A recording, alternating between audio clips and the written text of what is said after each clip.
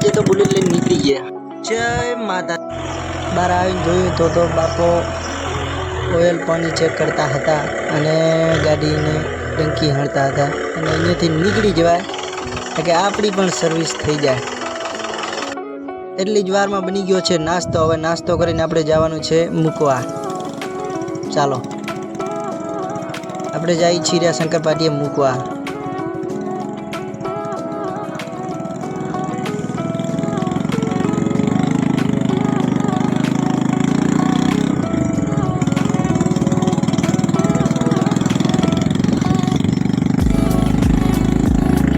આપણે અડધી પોક્યા અને બાપા ઉતરીને થઈ ગયા હાલતા, કેમ કે આગળ તો બહુ જ ગારો ગાડી હાલી એમ નથી કે આપણે નીકળી ગયા રિટર્ન ઘરે જવા.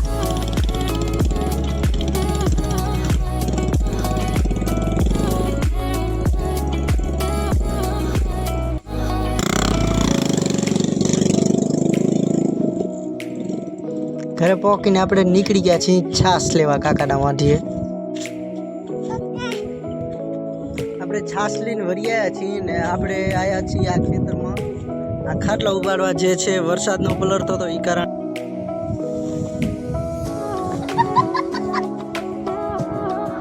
વજન છે બાકી પલ્યો છે એ કારણે.